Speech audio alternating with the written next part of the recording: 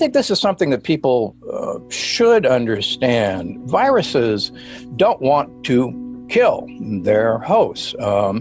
They want to use their host, in this case us, to replicate, and then make sure that the host coughs and spreads the virus to its next host. And as long as the host is alive and coughing, that's the best thing a virus can ask for.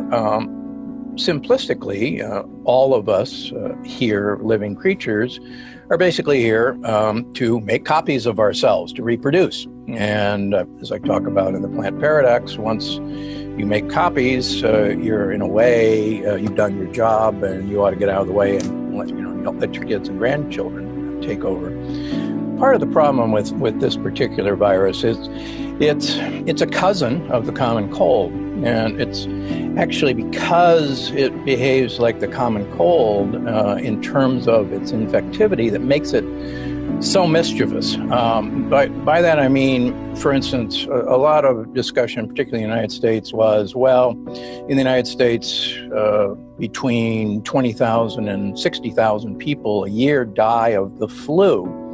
And early on in this coronavirus crisis, people said, well, why are we getting so upset? Because we accept that 20 to 60,000 people every year are going to die of the flu, and we don't socially distance, we don't isolate, and why should we this time? And I think the important thing for people to realize is that the flu, while certainly deadly, is not nearly as infectious, number one, as this COVID-19. And the flu has a very short incubation time. Usually within 48 hours of exposure, if you're going to develop the flu, you know it. And you know it quite dramatically, headaches, fevers, you want to go to bed, you don't want to move. And so you know when you have the flu, and quite frankly, most people, when they have the flu, aren't out about spreading it. I've been an intensivist for over 40 years, and we, in 40 years in the United States, with major flus, the H1N1, other major flus, never overwhelmed our ability to ventilate patients. We never overwhelmed our ICUs. Yeah, we got busy, certainly, but we never overwhelmed our ability to ventilate patients with the flu. With the coronavirus, the problem is we're beginning to realize that many people have been infected with this, and they have a mild illness or don't even have any symptoms. Very much like many people who catch a cold, think it's an allergy, or, I just got the sniffles and that's about it.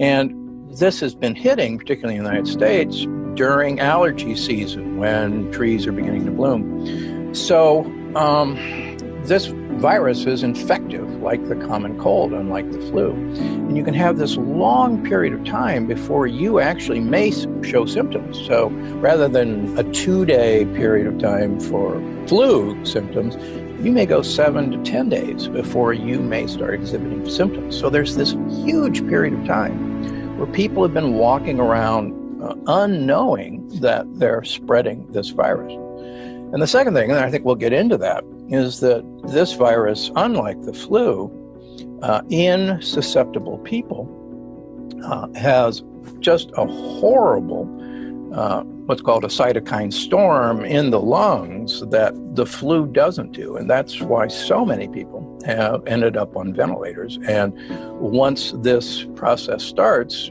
at the moment, we don't have a good treatment to stop it, except for trying to wait it out by having people on ventilators. So the virus wants us to make copies and wants you to spread them. So the virus doesn't want to kill you. That would be really stupid. If you're dead, the virus can't spread. So the cytokine storm, as we see it right now, is your immune system overreacting to this viral infection in actually the lower parts of the lungs. And this has a very typical appearance on X-ray. It's not like bacterial pneumonias that we're used to dealing with.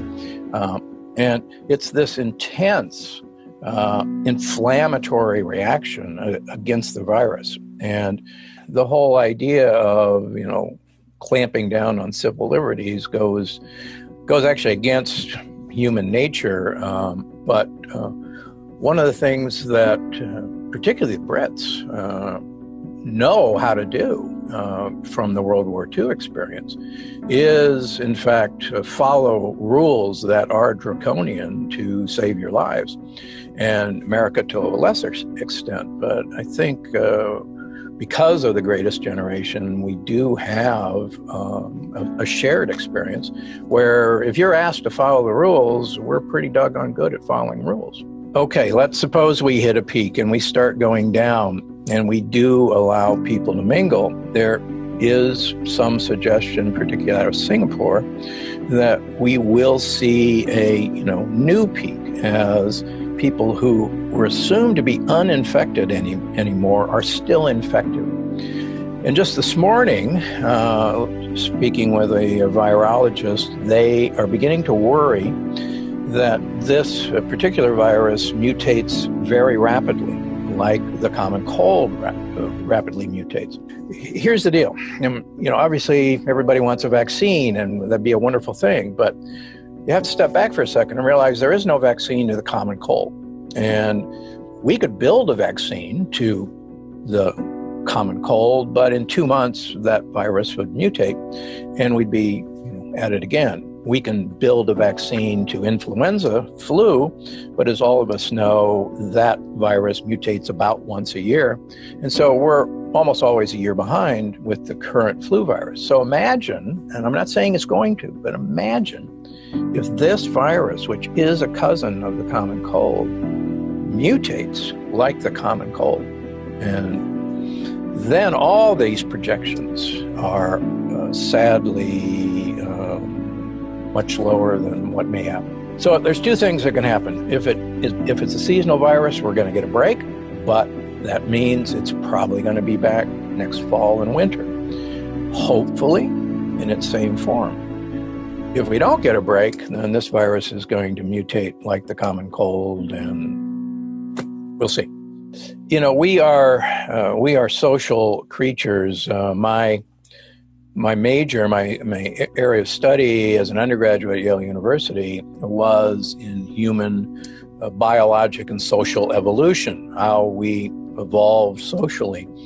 And we are, like all other great apes, incredibly social beings, and incredibly important to have individual-to-individual contact. Now, we don't pick fleas off of each other much anymore, but the entire social grooming, the entire social networking is very, part of our biologic makeup. And there was no question in my studying of social grouping as we evolved that this was a incredible driving force of what actually made humans rather than just great apes. Actually, the whole idea of face interaction, of looking at expressions, of watching eyebrows move up and down. One of the arguments against social media in general, or text messaging or Twitter, is you don't actually see facial expressions as someone is either praising you or cutting you to ribbons on social media. And it's that person-to-person interaction that we as a species thrive on and need. And I think that's why you see this uptick in depression, in suicides, in alcohol consumption. When you got nothing better to do, that's one of the things we treat ourselves with. And I think not only is, this social distancing, there's probably a breaking point where society, the economies will collapse unless we go back to work. Or simultaneously, our entire psyche may collapse unless we have a way to interact.